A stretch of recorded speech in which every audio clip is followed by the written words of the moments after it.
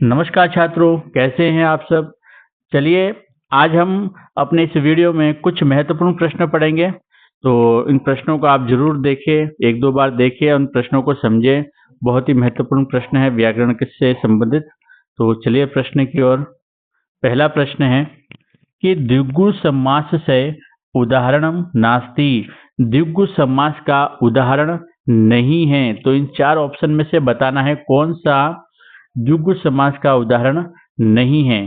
तो आपको पहले तो ये बता दूं कि द्विगु समास की एक विशेषता मैंने बताई थी कि शब्द के आगे अगर आपको संख्यावाचक दिखे, यानी जब भी संख्या दिखती है तो आप समझ जाना, यानी ये समाहार होता है, संख्याओं का समाहार होता है।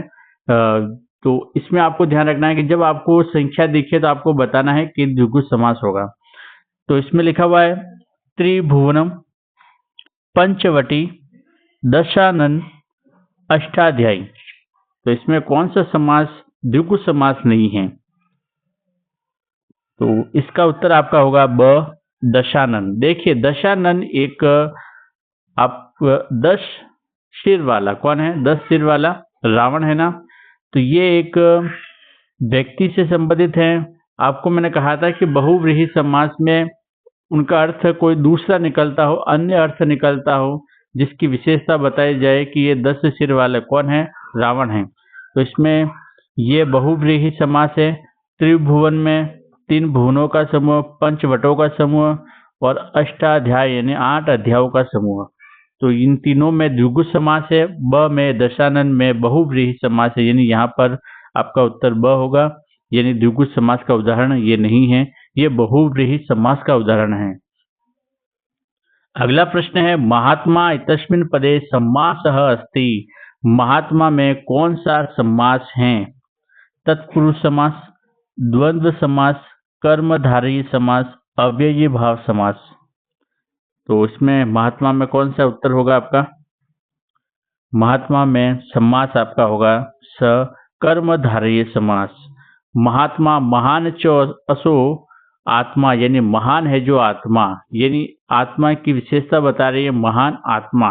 तो जहां विशेषण विशेष्य आता है वहां पर कर्मधारय समास होता है। तो इसका उत्तर आपका स होगा, कर्मधारय समास। ये बार बार पूछा जाता है महात्मा वाला, आप ध्यान रखें, महात्मा में कर्मधारय समास होता है।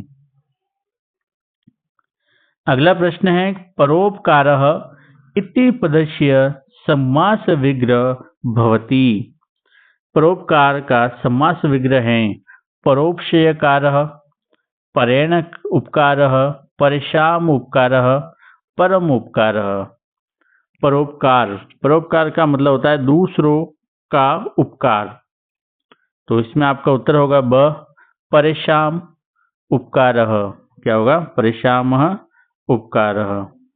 तो इसमें आपका वैसे समास की बात करें तो ये तत्पुरुष समास है, षष्ठी तत्पुरुष समास। चलिए आगे।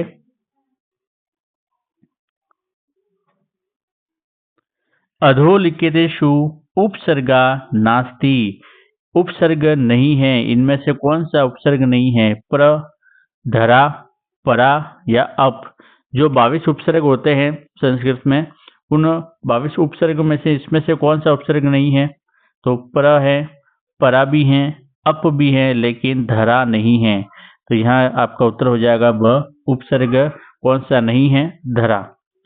प्राचार्य तस्मिन् पदे उपसर्ग अस्ति। बहुत बार पूछा जाता है प्रश्न, प्राचार्य में कौन सा उपसर्ग है?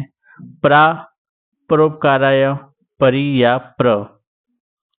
तो इसका उत्तर आपका होगा ब, प्र उपसर्ग। प्र प्लस आचार्य आपको संधि करनी पड़ेगी, जैसे करें तो प्र प्लस आचार्य। तो इसमें कौन सा उपसर्ग है? प्र उपसर्ग है। प्र प्लस आचार्य। तो इसमें प्र में, तो ये अगर संधि की बात करें तो ये दीर्घ संधि होगी।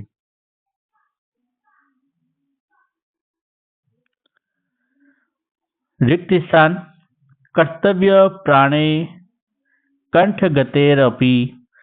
तो रिक्त स्थान इसमें कौन सा होगा? परोपकार, परापकार, परोपकाराय या फिर परोपकारिये। तो इसमें आपका उत्तर होगा परोपकार। क्या होगा? परोपकारः। कील मनुष्याणां देवतानां च देवतम। तो माता, पिता, भ्राता या गुरु। तो इसमें उत्तर होगा माता। माता कील मनुष्याणां देवतानां च देवतम। गुणवान इत्यस्मिन् पदे प्रत्यय अस्ति कत्वतु ल्यप प्रत्यय, कितन प्रत्यय या मतुप प्रत्यय। तो गुणवान में आपका होगा मतुप प्रत्यय। मतुप प्रत्यय होने का कारण ये शब्द है, और कत्वतु जो लेप प्रत्यय हैं ये धातु के पीछे लगते हैं, तो इसमें आपका मतुप प्रत्यय होगा।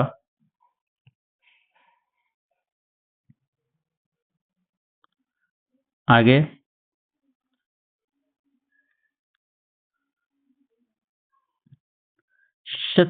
आगे है क्षत्रिय प्रत्यय उदाहरणम अस्ति। क्षत्रिय प्रत्यय का उदाहरण है गतवती, जेतुम, हसन या गुणेन। तो इसमें आपका उत्तर होगा स हसन। हसन में क्षत्रिय प्रत्यय है। क्षत्रिय में आप अन का ध्यान रखें, जब अन दिख जाता है पीछे तो आप बताना क्षत्रिय प्रत्यय। सर्व प्लस तरल इतस्मिन् पदे भविष्यति। पद भविष्यति, कौन सा पद बनेगा इसमें? सर्वम, सर्वत्रल, सर्वत्र, सर्वल। पिछले वीडियो में भी ये प्रश्न आया था। इसका उत्तर आपका होगा सर्वत्र। आगे टाप प्रत्यय उदाहरणम अस्ति। टाप प्रत्यय का उदाहरण है अजा, लब्धवा, दत्वा या सुंदरी। तो इसमें आपका उत्तर होगा टाप प्रत्यय का अजा। क्या होगा? अजा में टाप प्रत्यय हैं। विद्या माता इव,